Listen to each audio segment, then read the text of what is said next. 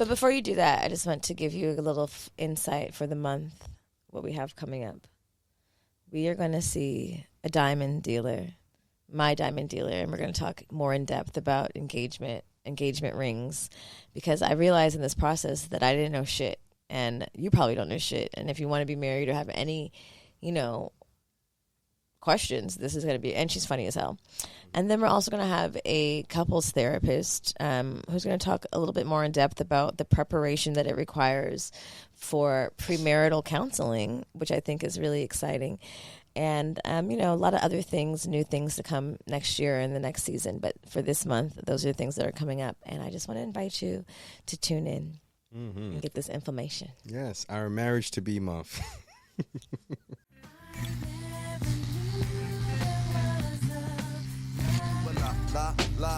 Like this. What's goody, y'all? Welcome back to another beautiful episode of Love Like This, the before, during, and after of falling in love. How you doing, baby? I'm good. How are you? I'm well, and this is going to be our last month recording for the year. Whoop, whoop. Woo! Give me some energy. You know, people say you don't have the energy on this podcast. Orlando, don't get on my nerves. Not today. Not today. No. I've been getting on your nerves lately. Mm-hmm. Wow. I was like, did she just say yes? Wow. Okay. Yeah, how does that make you feel?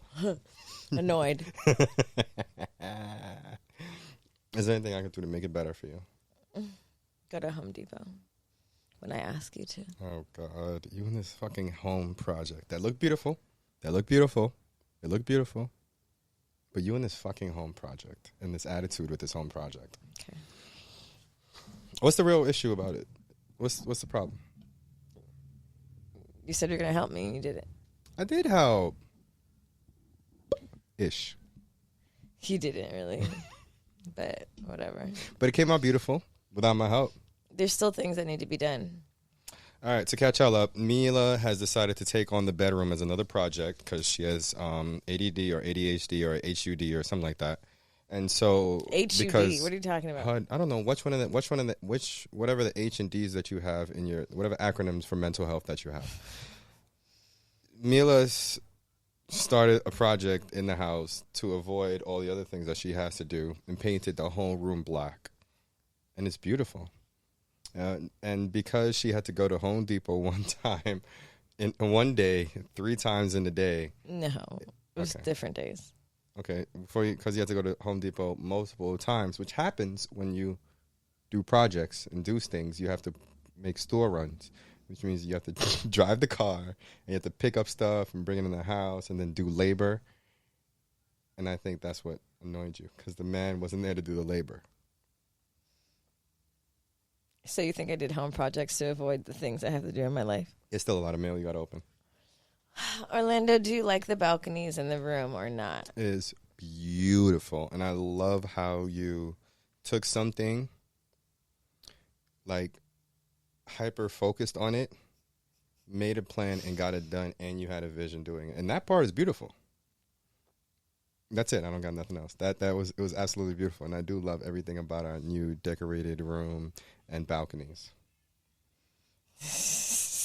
Okay. So we're good. So you're going to drill the things into the wall that need you to drill into the wall? Of course, baby, because drilling is my thing. We'll see about that. I'll follow up and see if you do it or not. Okay. Well, next year, y'all are going to hear about me helping out so much, helping my woman right here have a beautiful, happy life, and having a happy marriage. Next year we're going to get married? One of these years. One of these years. Well, I want to have a baby, so. Yeah, we're going to do that one of these years, too. I want to be married before I have a baby. That I agree with. That I agree with. Baby, marriage, then babies. I think that's the one thing about, like, the Bible. I was like, okay, that makes sense. Oh, that was where you co-signed on the Bible? That's where you get Christian? Mm-hmm. After that, hopped off the boat. No pun intended. What about sex before marriage? What about it? You weren't on the boat for that one? No, I don't think that one really stuck. How about you? What do you think about sex before marriage? I mean, being as though I've never been married, it seems that I've partaken lots of time. So it is interesting. Like that concept of like no sex until marriage, because don't you think that like not completing the circle of having like good sex, like if somebody had everything and the sex was bad, I feel like that would be setting a course for divorce or setting a course for like marriage annoyance. Yeah, I don't believe in not testing the milk before you buy it. Okay, Clea. But do you believe in, first of all, let's go back. Last month, you fake proposed to me, and then you made it a clip. And then I had to respond to 80 million people texting me. 80 million is a stretch. It was more like 70 million. Texting me if I had gotten engaged and not said anything, including my mother. And then I expressed to you that was really fucking annoying because why are you doing this? So then when it actually happens, nobody's going to give a fuck because it's like the kid that's cried wolf. And then you said, who cares? And I said, me, I care. And you said, it's not about you. And I said that? Pretty much.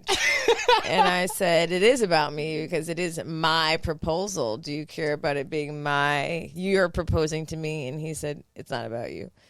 So that's really annoying. So for those of you who saw the clip and think we're engaged, we're not, because I don't have a ring on any of these fingers. But we're preparing to get there. So that was just one disagreement we had this I can't believe you just outed me like that. Yeah, because it's annoying, and that you basically didn't give a fuck about what I was talking about or what my feelings were towards it, which, I don't know if it's the Aquarius in you, but you tend to do that, and then you try to make it seem like, what the fuck are you talking about? What do I tend to do? You are the only reason I recognize this as a strong Aquarius trait is because you're the one, in fact, who brought it to my attention. Wait, what's the Aquarius trait? That Aquariuses will try to speak some bullshit and make it truth.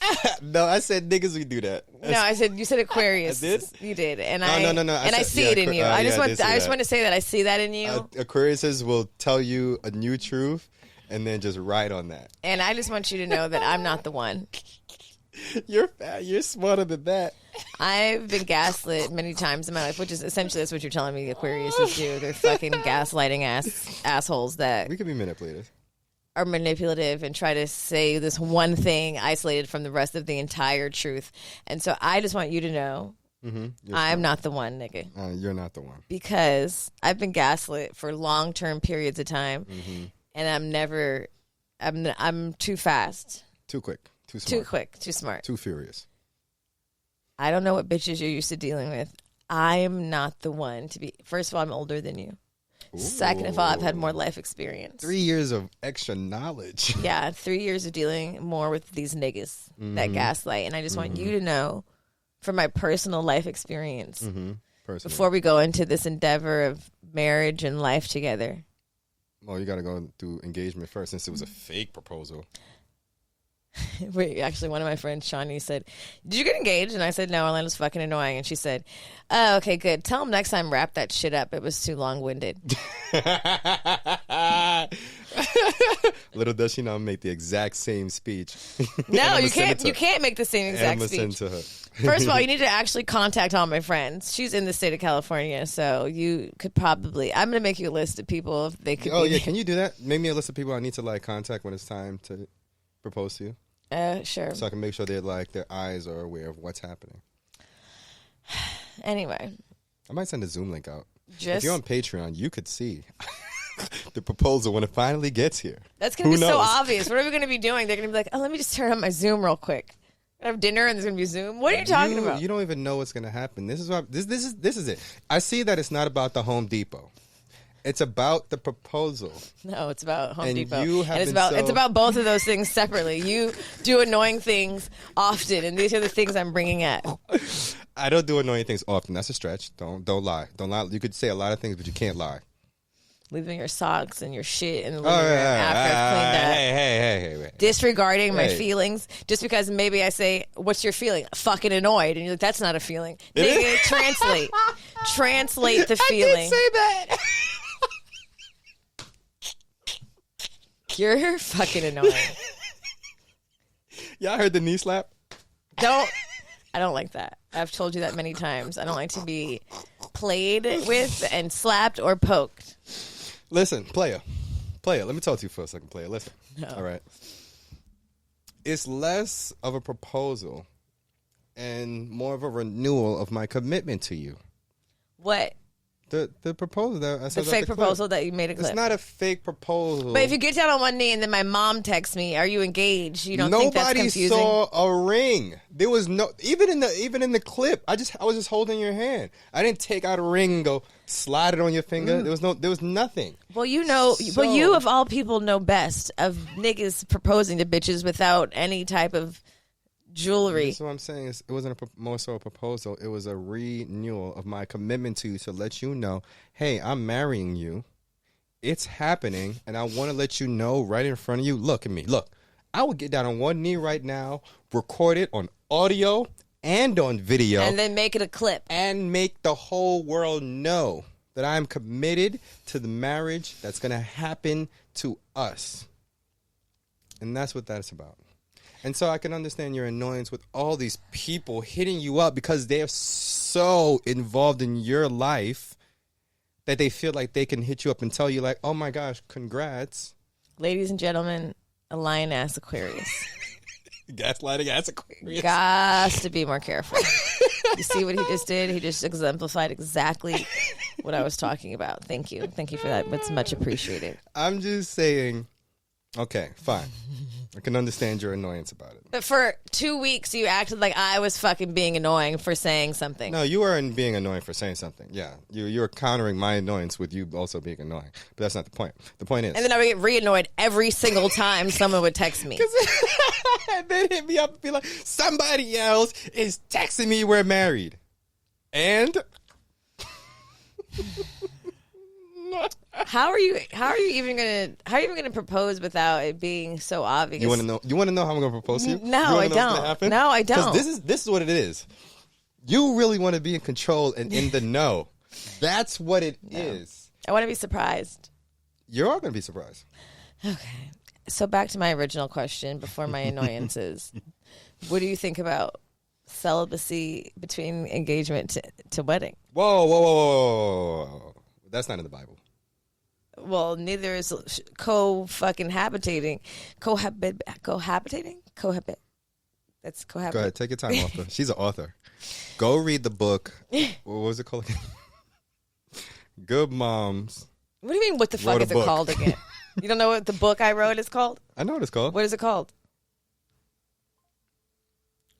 Good Moms. You're wrong. The 101 Guide to Being a Mom. Well, all moms should know. No. Mila Mapp. No. Erica Dickinson and Mila Mapp. No, it's Jamila Mapp and Erica Dickinson. Wrote a book called Stories from Mamahood. No. Okay. Sorry. I tried to put the mama to make so it you don't know the name of the one book I wrote and published. Promo the book. That's your camera right there. Because my husband to be doesn't know the name. Obviously it's not husband to be because I didn't marry you. It's fake. To be. No, you have to be engaged for a husband to be. Right now I'm just boyfriend. Your man. Somebody. Person you live with. You're going to be a nigga who gets slapped up to my left if you don't shut up. What's the name of the book? A Good Mom's Guide to Making Bad Choices. That's what I said. Bad Moms 101. Love you. Okay. I'm sorry. A Good Mom's Guide to Making Bad Choices. And then sometimes do the domestic violence. What?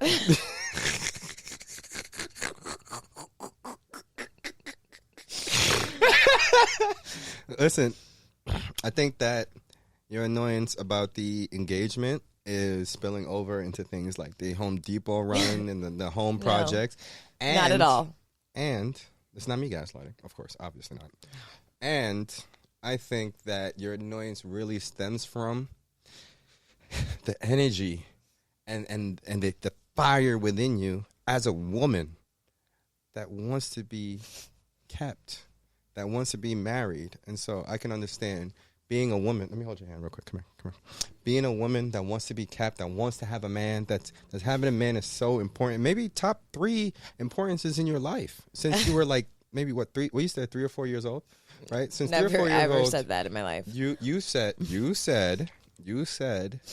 that your goal in life was to marry and not do anything for the rest of your life, like marry rich and not do nothing and be I a said housewife. that I wanted to be a housewife. All right. So as I was saying, I didn't say anything about the rest of the shit you're talking about.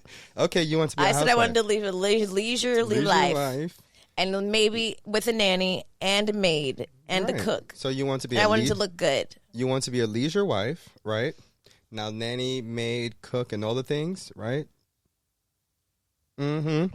But what I can give you for sure.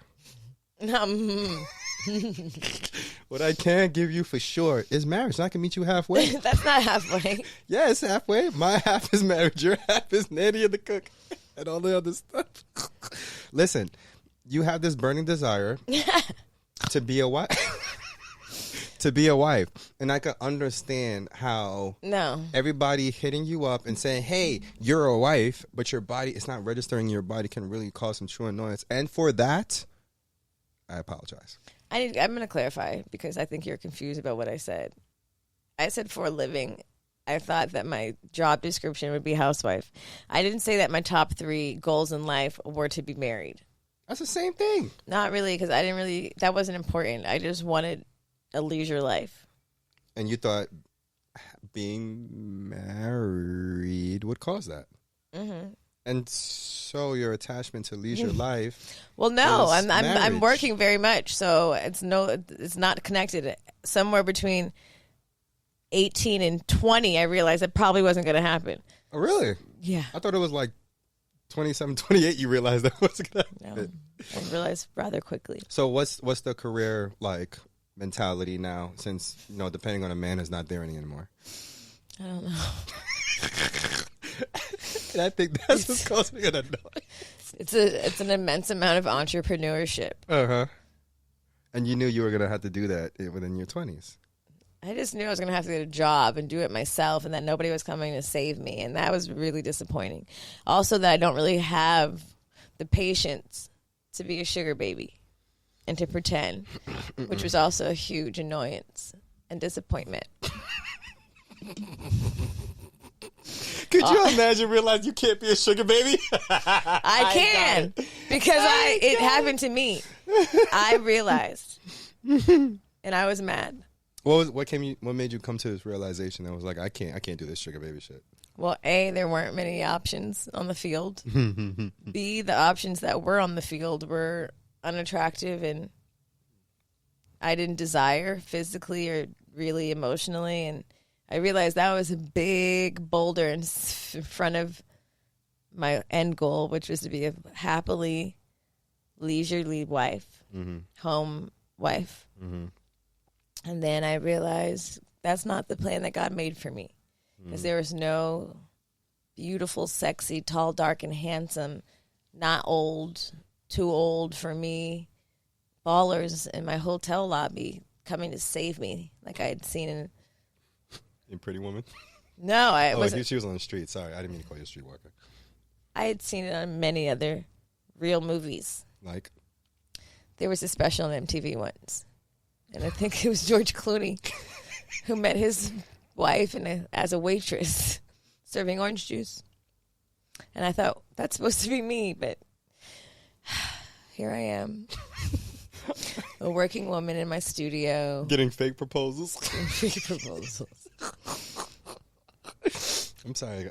By a not billionaire. Whoa. Yeah, you have to put, yeah. You have to do all of that. I don't have to put your business out there. Yeah, you have to do all of that. I hate to break it to you, honey. I don't think anybody thought you were a billionaire. You don't know where my money come from, player. All right? Are you saying that maybe you from some Jamaican royalty? If you stop being mad at me about Home Depot. So you're saying once we get married, you're going to be like, surprise, I am king of Kingston. Give me say. And you're going to take me home to soil my royal oats? That's what I'm going to do, baby. You've been hiding it from me all this time because you don't want me to be a gold digger like I am? Yeah. Yeah, exactly. Let me stop acting. If you just relax, stop being so it'll ungrateful. come to you. I'm sure. Yeah, that's yeah. Anyway, we've been, although it was a fake proposal, we are in the talks, as we have been for many. How long have we been talking about us being married? Was it like when you moved in and then you knew like we're going to get married, or like was it prior to that? You know what's crazy? We started talking about us being married a month into knowing each other. No, we didn't. No, I'm serious. Let me explain. The trip to Mexico, right? Mm-hmm. After we all know the trip to Mexico happened within a month of us knowing each other. Really, 3.5 weeks. But yeah, whatever. Within a month of knowing each other, and the magic that happened in Mexico continued to happen after the first week we knew each other. We were like, we could see each other being in each other's life forever. And we can see each other being at each other's wedding. As guests. That's talking about marriage. I'm going to be at your wedding. You're going to be at mine. That was us talking about marriage. Mm-hmm. So a month in of knowing each other, I'm talking about marriage. in the What? In the idea that we would be marrying each other, fool. Milah, once we got wait. After that month in Mexico, I think like 6 or 7 months in, remember we were like, if we reach a certain age and we haven't married each other, like we made a marriage pact. Yeah. It was like 37 and 34, 38, 35, some shit like that. I think you were going to be 34, I was going to be 37. Yeah, and I was like, if I'm coming up on my 35th birthday and I ain't married yet, you the one, baby. I should slap you just for even saying. You agreed to it. I did. You was like 37, 38. It's too old, but if I could have a baby by 39, it'd be fine. Exactly I just said, whatever. I'm going to be swept up by then. I'm nobody's maybe choice. And I was saying, like, okay, I'll see you at 38, nigga. Orlando, I've seen some of your choices. So inside you're saying, yes, thank God. Yes, I'm so excited. This is the best option. I was saying that. But I wasn't saying that because of my choices before. You need to stop shitting on my exes, all right? I have a beautiful ex. Like, did you say I have a beautiful ex as in one singular person? Oh, sorry. I have exes. Sorry, beautiful exes. I don't have a lot of exes, though. Oh, Orlando. Out of my 4 exes. Don't you know anything about women? I'm never going to stop shitting on your exes. Well, all right. I guess we'll just talk about... It's just never going to happen. I mean, maybe if one of them was... Let's talk about your exes. I don't have many because back to what we were talking about originally, I haven't really cared much about relationships or marriage. After I realized I wasn't going to marry rich and be the wife of an NBA player who took care of the house and looked cute when he got home, and maybe was a Laker dancer on the weekends. After I realized that wasn't happening, this nigga said Laker dancer. This was my plan. Uh-huh. I was going to be a Laker dancer. Or the dancer of the home team of wherever my NBA husband was. Yeah, I heard you. And then I was going to have 3 to 5 kids, and I was going to look beautiful. When I realized those dreams were crashing down, I said, fuck the whole thing. You crashed out.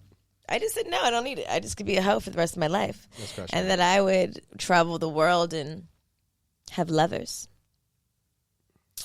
Including, and like low level, what? Not that attractive lovers. No, they've all been pretty attractive. No, they all haven't been. Even the women haven't been that attractive. You've never even seen all the women that I was in relationships with. And you wouldn't think they're attractive because they're mostly studs. So that's not even... This is my opinion, your opinion. I mean, I like some women, and I can look at your women and say I wouldn't fuck most of them. Okay, let's talk about the future, not the past. Okay. You wanted to be honest here.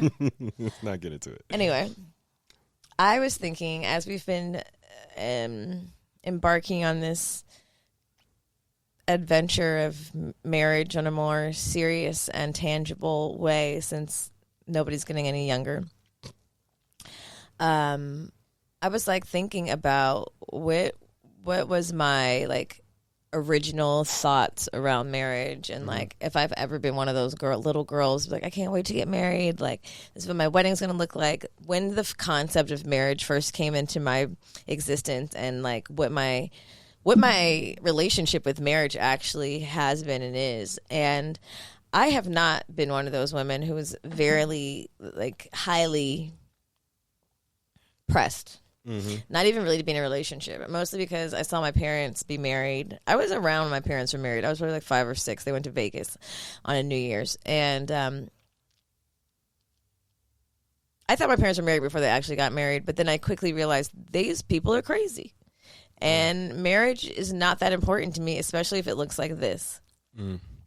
But then a few years ago, before I met you, I tried on my homegirl's wedding ring. Wow. And as soon as it hit the base of my ring finger, I started to feel emotional as fuck, and I started to cry, and I literally could not fucking believe myself. I could not believe that this fucking trying on of this ring mustered up so much energy that I literally started to cry on the spot. And I wouldn't say like I'm a pretty easy crier unless I'm watching a very sad movie or TV show or hearing a very sad story. I don't want to hear you whistling. Mm-hmm. Definitely not an easy crier. I don't cry easily. No, yeah, right. Not from things like that. Not, but yes, I agree. Continue your story. The ring hit your finger. The base of my finger, and I started crying, and I said, what the fuck is that? And then I took that shit off because I was like, what the fuck is going on? Who are you acting this way? But fast forward to now, into this relationship, when we've been talking about it for an ongoing period of time and kind of just acknowledging that it's going to happen, I guess most seriously since you moved in. What is that? It was serious when we made the friendship pact, but continue, go off. I mean, it doesn't count to me if you're saying you're my last resort. I was saying that to you. You're not allowed to say it back to me. Okay. More seriously, since we've moved in. But more seriously, since we moved in, I just realized I was marrying somebody who cared about marriage since the 4th grade, and that really doesn't align with my thoughts. And so I'm like, where does that leave us? Someone who's been deeply committed to the idea of marriage, so much so that you've how many people? Can you turn your fucking phone off? Sorry. How many people have you proposed to without a ring in your life? 1. Okay. Okay. But yeah, I just thought it was interesting that here we are, and now that it's, on the brinks of actually happening, how do I feel? How am I viewing it? And how are you viewing it? And what are your expectations of me? Like, what is your idea? What is marriage change in our relationship? And how do you change? How do you expect me to change? And what are your expectations in general? It's a lot of questions. Whatever, figure out one. Go ahead. What are my expectations change and stuff like that?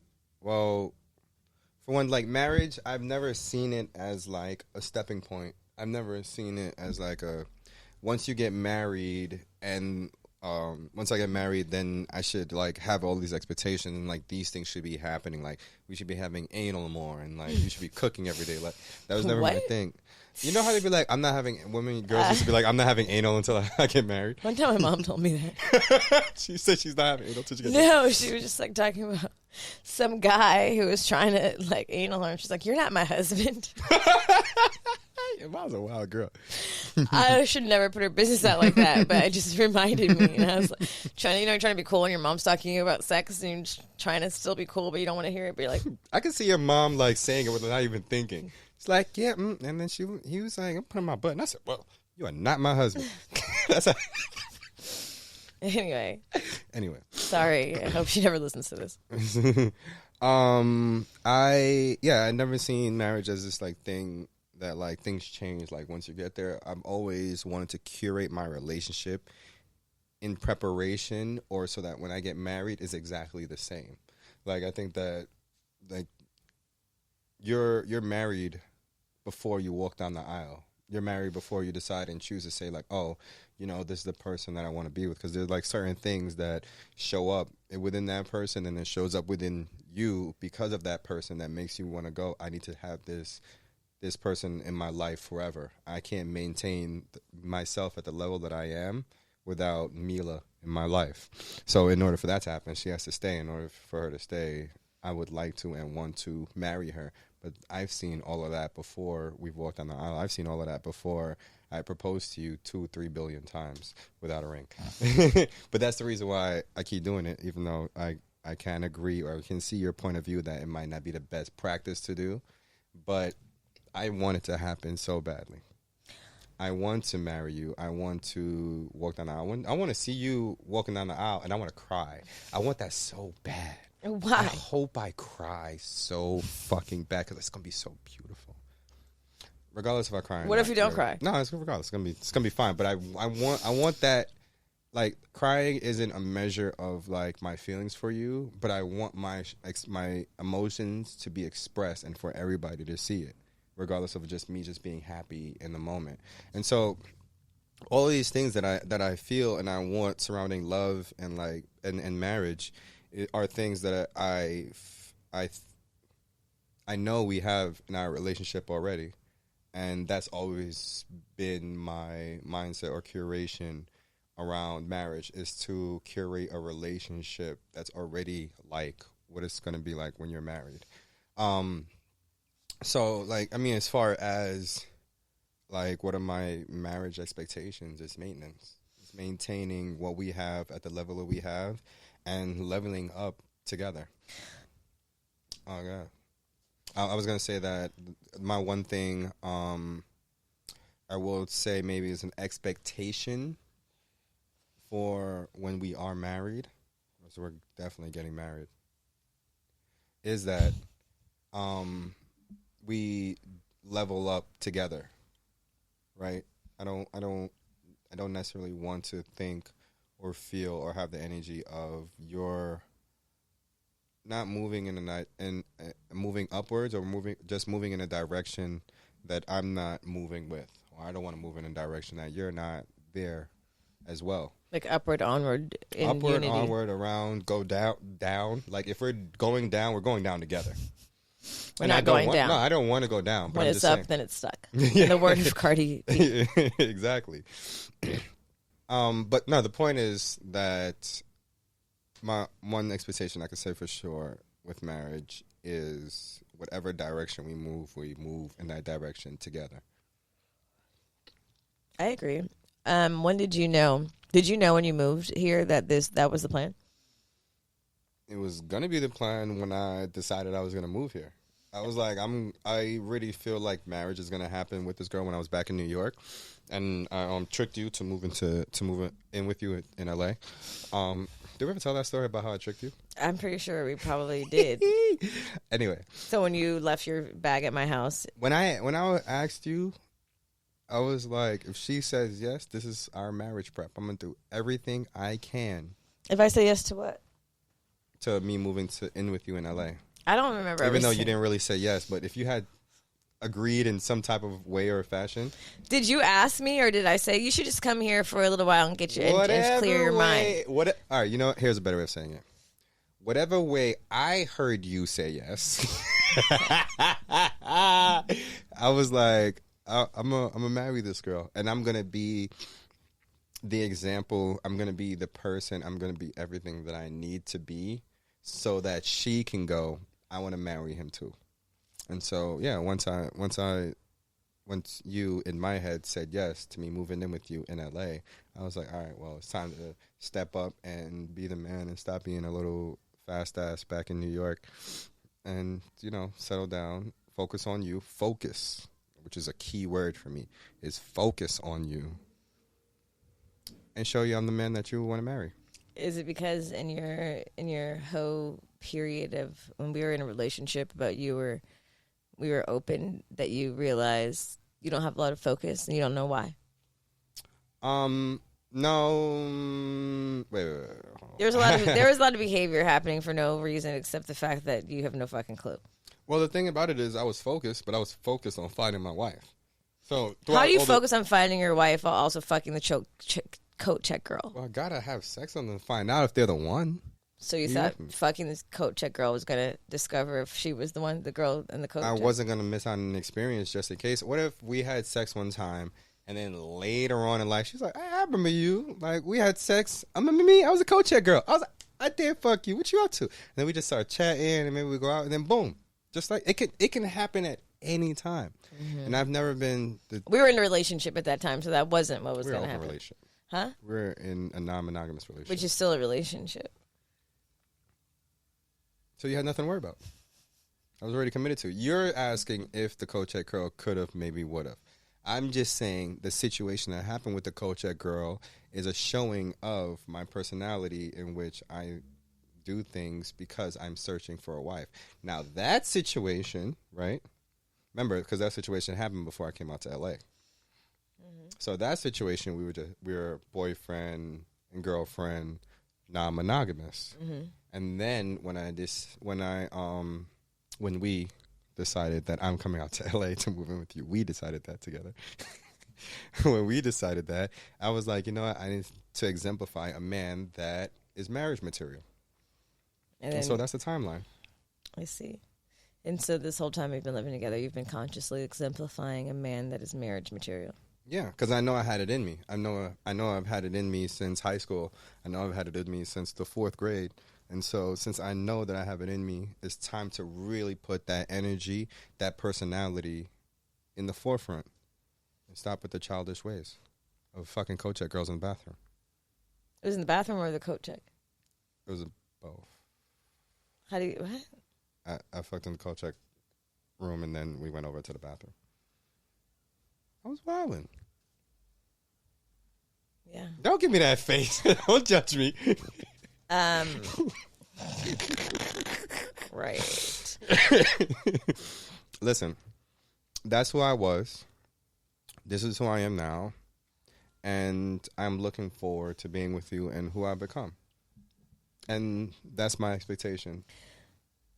What have been your expectations of what your wife was going to be like when you, since the 4th grade or high school, and you're like, I'm going to be a married man, I'm going to be a husband, and I want my wife to be like... Oh, I knew she was going to be short.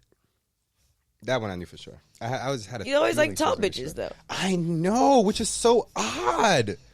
Oh, God. But you have Amazon energy. Like, I see you as a tall woman, which is, remember before we met in person, I was like, yeah, I would look on your Instagram and I'll go, yo, how tall is she? Because she doesn't look tall, but on these pictures, she like elongates and she looks like an Amazon. And I just couldn't figure out why. And meeting you in person, I was like, that energy is huge. You're a big bitch on the inside. Big woman. It's true. Yeah, and so that's God planted the one little seed that you're going to have a short girlfriend. I mean, wife. Mm-hmm. It was just in my head. Like, I just had a feeling I was going to have be married to a short girl. What was my expectations? I think that I would have somebody that this was an expectation I actually came up with than just like God speaking to me. She would have no complaints when she would be around her friends.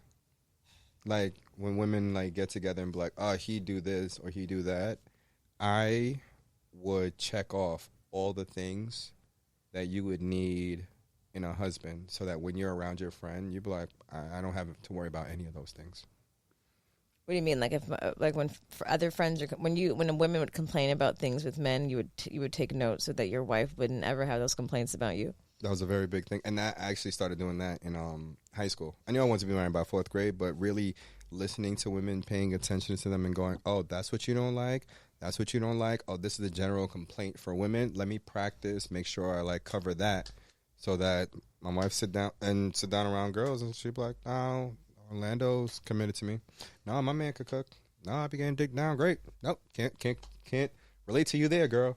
Like, I want to have that within me, as in like far as my personality and like my practice, so that when it came to what you needed to get in someone that is husband material, you were like, oh yeah, I'm good here. So your motivation was to be the best. The best for you. Mm-hmm. The best you. It wasn't about being the best for everyone. I don't care to like generalize my husband expertise to everybody, right? It was all about being the best for one person. I wanted to be her number one in everything. And so to be her number in everything, I had to practice. I had to do all of these things. I had to listen to women in with what they complained about, and it wasn't about what men thought was a fault. It was about what women thought was a fault in men.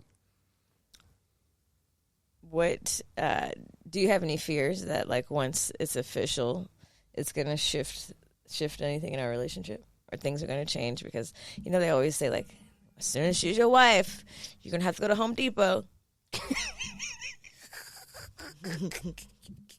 You see, you're something ranking up. The other day I was like, you didn't go to Home Depot with me, and I went 3 times. And I was like, whoa. Are we old and married or what? That's right. Super important. Super important. Paint. And then we get to Home Depot, and like she catches an attitude and starts walking around the Home Depot, but that's not the point. That's not the point. Let's get back to the story. I caught an attitude, or you caught an attitude, because my phone died. Let's get back to the story. What was the question?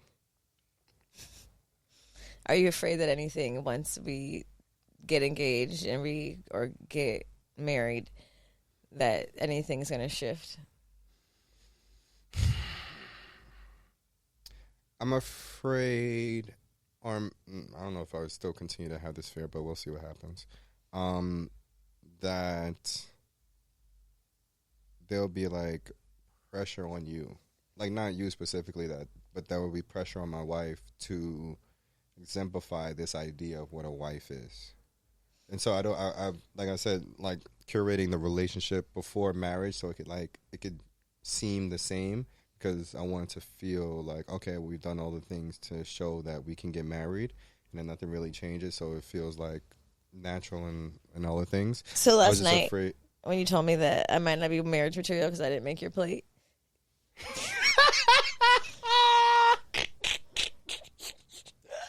Forgot about that. I was tired and delirious, baby. Don't listen to me. You know I forgot I said that. And you was looking at me like, you can't toy like that. That's not funny. You said something like that. Don't try and tease me like that. Yeah, I feel you. Tell me you're gonna marry me and be like, she didn't make my plate, so maybe not. Bring the ring back. Put the ring back. No, I just my only or one of fears was that the pressure of what the title of wife and what should come from it would start to settle in with whoever my wife was, and I didn't want that to happen. I want her to feel like it's just another day, but with a ring on her finger. She doesn't have to change. She could still continue to be herself and not be what the description of a wife is. But I would like it if you would take more initiative with sharing my plate. With what? Sharing my plate. Making your plate. Making my plate. I'm Jamaican. You know what I'm saying. I would like if you would have your own plate, and I would have my own plate, and that we don't share plates. I will make you a plate. No, not share a plate. I know. I'm like, just telling you. I'm just chiming in because you always. Oh, that's the thing. Because I make one plate and we both eat off the same plate, and then you eat all the food. Oh, I thought you liked that. I thought you liked that. I thought you liked being like, oh, me and my man do everything together. No? Sometimes, but I like to eat alone. I like my own portions because I like to finish my food on my own time. I'll be alone. Then. And if I don't finish it within 5 minutes or less, you're gonna eat my shit. I have taken in what you're saying right now, and I promise you, it will never happen again. You're so dramatic. Can you start making my plate? Sure.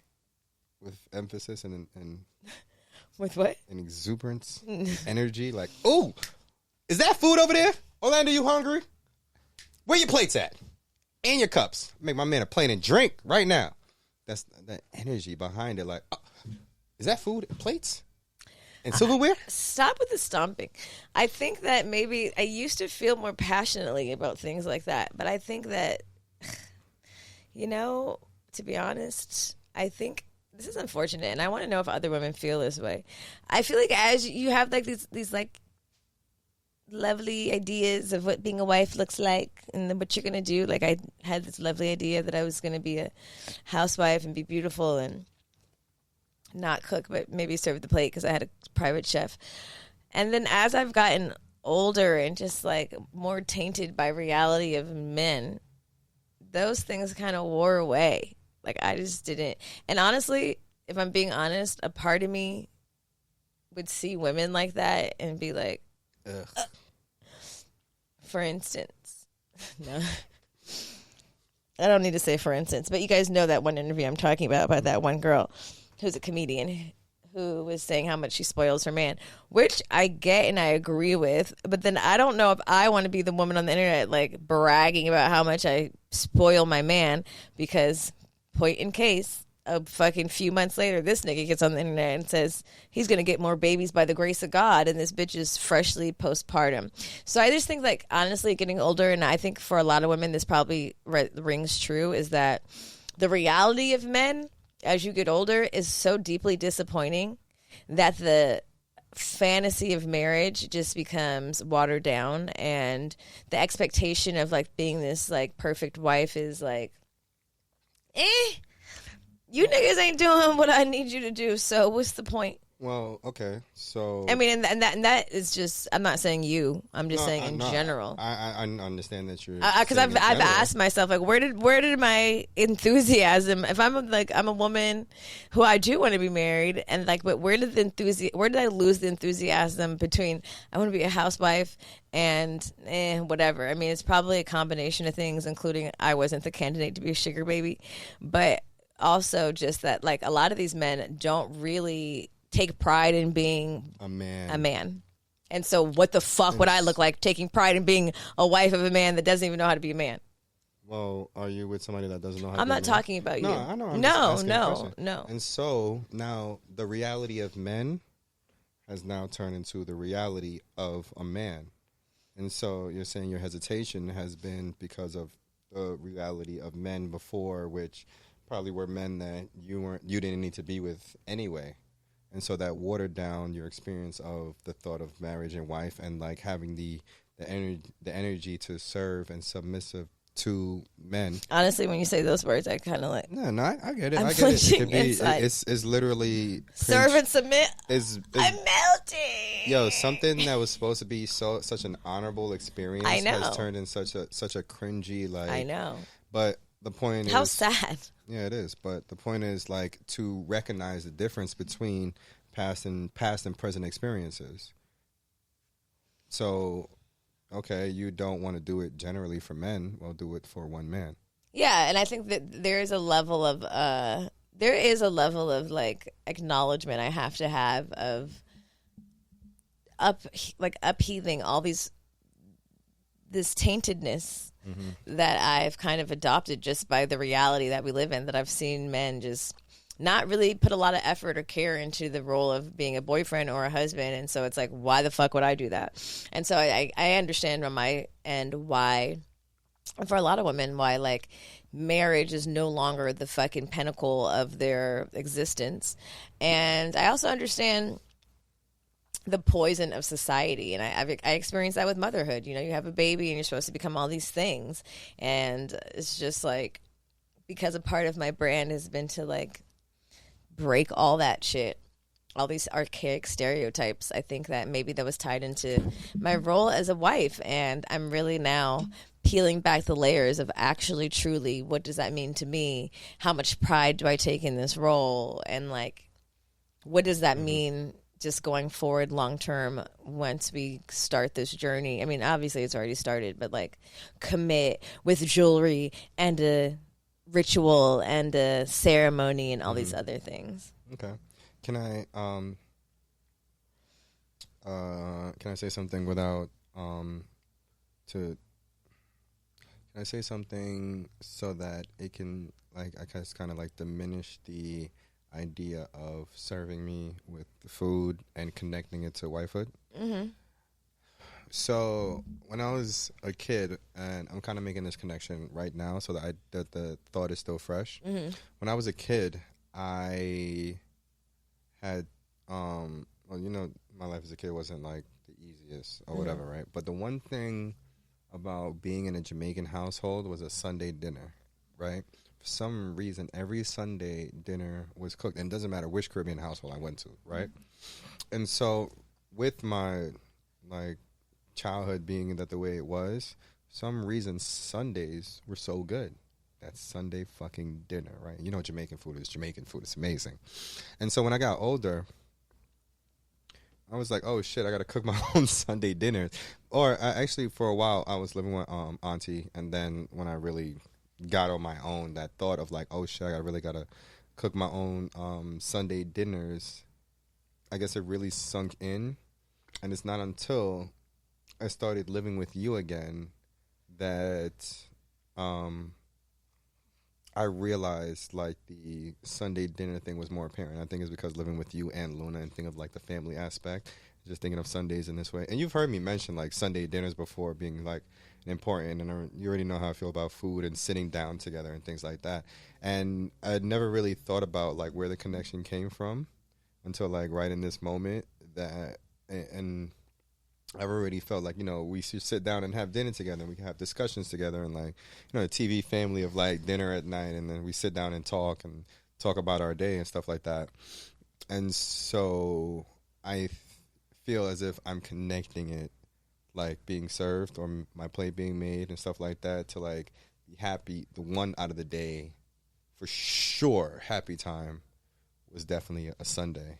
And so I don't really see it more so as a connection to like womanhood and like being submissive and things like that. I just like the idea of food and conjugating around food, and the idea, and I'm connecting that to like these dinners that I would have when like, say, all you gotta do is sit at the table and that plate's gonna come right to you. It's gonna be delicious, and it's also the idea of like sitting down and conjugating together. So you want me to make Sunday dinner and serve you on Sundays? No, you can't. You don't cook. I cook. I do cook though. You gotta stop trying to play me. No. You can cook. You don't cook. I do sometimes. Every time soul food dinners are me. Fried chicken, greens, yams, we've had this cornbread. conversation, and we've had this conversation in front of witnesses. Orlando. And I said, how many times have I cooked? I said, you don't cook. And you go, yes, I cooked last week, Thursday, the Tuesday, and one of these Mondays. Which and I was like, you just named 3 days. I cooked. Who cares? I was like, you named cooked 3 days out of the whole month. When I say you don't cook, I don't mean like you don't know how to cook. I'm saying you don't cook consistently enough to be like, I'm the one that cooks in the family. It sounds like you're saying I can't cook. No, I'm saying that you know how to cook. You just choose not to. It's interesting. Because I'm the cook of the family. It's interesting that that is your your experience around like Sunday dinners. I think there was a time when I was a kid, even though I do grow up with both of my parents in a household, they were married. It was not very traditional. We rarely ate dinner at the same table. And I would go to other people's houses, like my white friends, and they would like sit down and eat. And I specifically, there's a family, I spent a lot of time over there, and I just thought about, like being able to, I was like, God, my family's not like this. I can't wait till I have my family of my own to like have sit down dinners every night, like this other family. And now that we're here, I'm like, oh, okay. I see a part of those, like those wants being like those wants and needs as a child being met in my family dynamic, which is nice. Mm-hmm. But I'm just saying overall, as we're seriously embarking on this, portion of our relationship, just evaluating my feelings around it, and at what inception point did I ever actually acknowledge I wanted to be a wife? What does that mean to me? What does that look like to me right now? And, if it's been tainted, at what point did that happen? Where, now I'm just like coming back to the idea of, like, I do want to be a wife, and like I don't have a problem like spoiling and serving and being, what's the word, submissive. Prove it. Relaxed. But I mean, on the contrary, I'm also like a boss bitch. I've also taken care of myself for a very long time. I've always dependent on me, like independently. And so there's a part of like, mourning that's happening too, like just it being me and Luna, which is obviously hasn't been that way in like 2 years, but like there's just a part of me that it has to assess and reconnect with my original thinking before I was tainted, that say like I'm choosing the right partner. And so because I know and I'm confident that I'm choosing the right partner, that I can also I'm safe to revive and become the wife that I wanted to be originally before all those things happened. Do you feel like you're really like confident in your choice? Yeah. Do you feel like your confidence can overcome your like past traumas with relationships and your cringiness with submissiveness and stuff like that? I mean, absolutely, or else I wouldn't even have the self-awareness to have this conversation with myself. Okay. I had to sit and think, like, if there is any hesitation or resistance, what does that look like? Or what is my piff with these words? Or, you know, like, women that I would, like, maybe write off as pick-me's. And I think it's just, like, I see women go far and be above and beyond for men that are undeserving, and that really leaves a disgusting taste in my mouth. And that is where I have to, like, clear the shit. I think you need to disassociate from those women. I think you've seen and experienced a lot of things, and I think that, you know, that's just not you. I think you empathetically associate the trials and tribulations that women go through as an experience of your own, and even if it's something that you've experienced slightly, you attach it, or when you see it, you attach it to yourself and your emotions as well. And so it's very hard to disconnect if you've seen that for so long and continue to see that. But yeah, I think there needs to be a disassociation that happens between, like you said, the false or the bullshit that men put you through, and actually the reality of what's happening right now in front of you, of a man that's actually wanting to have family dinners, wanting to be married to you, want to listen to you so that you have nothing to complain about, want to feed you and make you happy, right? Where's the association with that kind of energy? And so then what does that look like? And when that shows up, how does that challenge all of the things that you've seen and experienced before? Yeah, no, I'm not disagreeing with you. I agree. And it could be a lot about me being super empathetic and allowing those experiences or what I've witnessed attached to me, and versus, you know, just being clear about where I'm at in this moment. And yeah, I agree.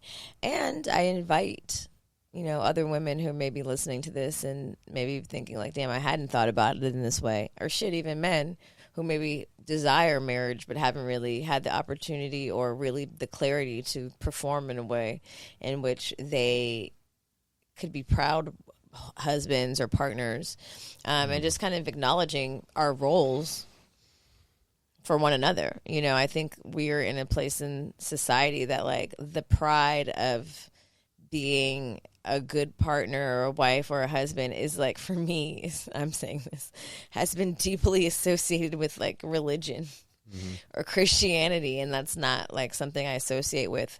However, those deep fundamentals of marriage and partnership, I think, are still important. And, you know, taking pride in those roles are important, but I think that we've forgotten, you know, and I'm guilty, you know, of that too. So I just want to invite the women to stop saying niggas ain't shit, so that you can invite the right man into your life and kind of feel safe in the relationship, and just choose men that are worthy and that are wanting to be in the position, instead of, honestly, because a lot of us have done this, begging and pleading and fighting and going against the grain, and then leaving situations small and insecure because you're literally trying to convince someone who doesn't want to be in that position anyway, versus literally finding the people that actually are for you, so that it's not a struggle, and there's no question whether or not, you know, whoever's there wants to be there. Mm-hmm. Let's take a deep breath for that one.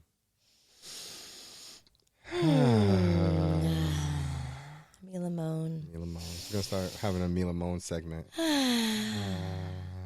This is your time to really sit with yourself, think to yourself, and say to yourself, I will no longer say niggas ain't shit. I will just say, this nigga ain't for me.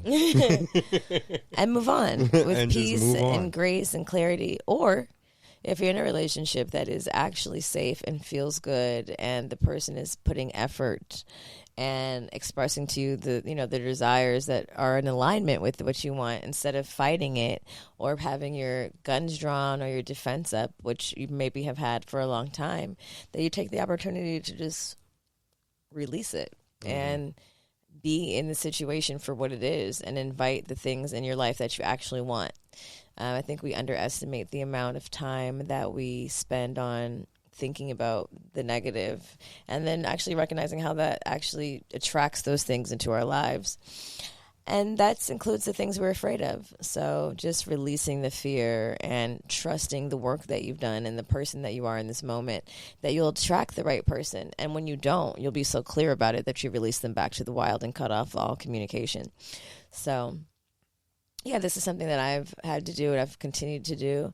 And I know I've talked about this a lot, but I also think that, you know, it's worth talking about as much as times as it arises, and especially as we're embarking on this journey together.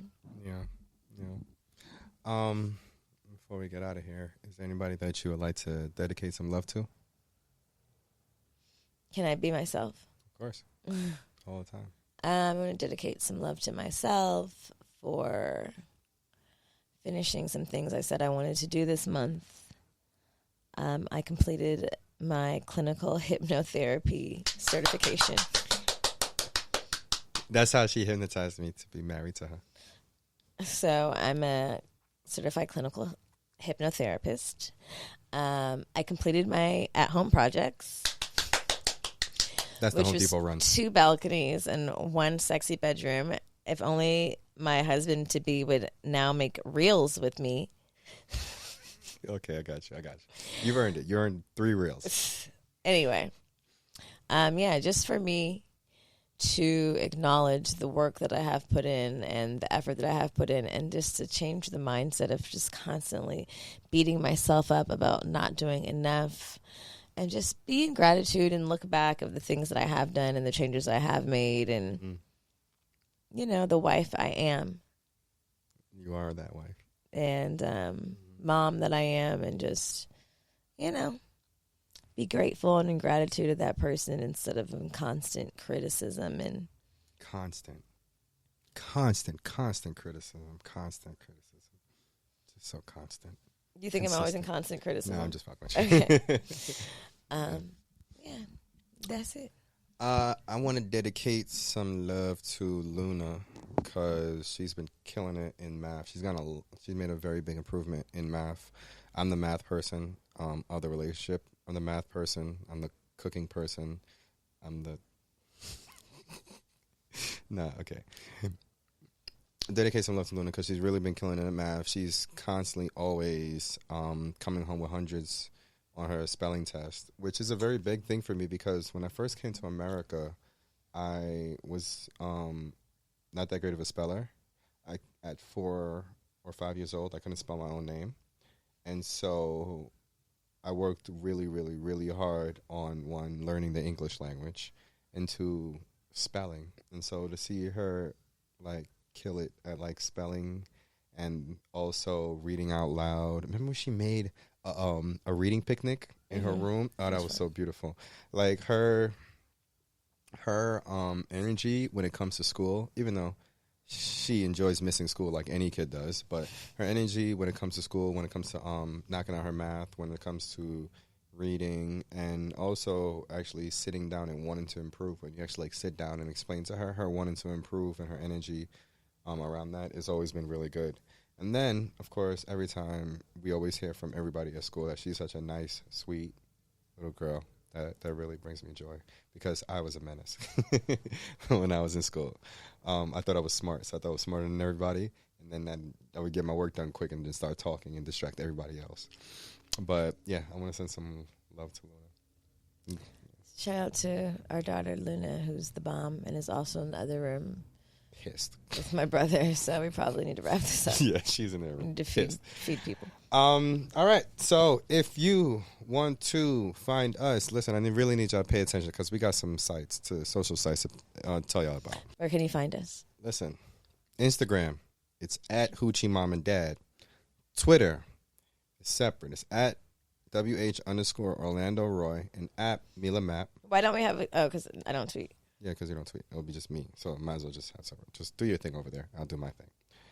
We're on TikTok at Love Like This. We're on Snapchat at Love Like This. And anywhere you listen to podcasts, we are there. And what I need you to do is go rate and review. Leave a 5-star comment. Leave a fire emoji. Leave a happy face. You can even leave a thumbs down, but at least you put that 5-star review.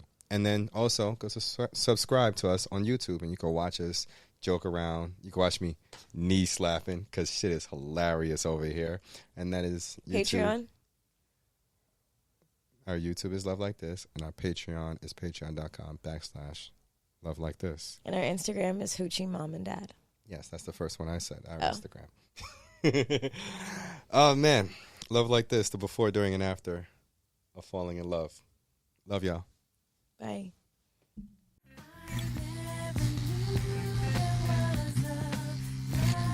La, la, la, la, like this.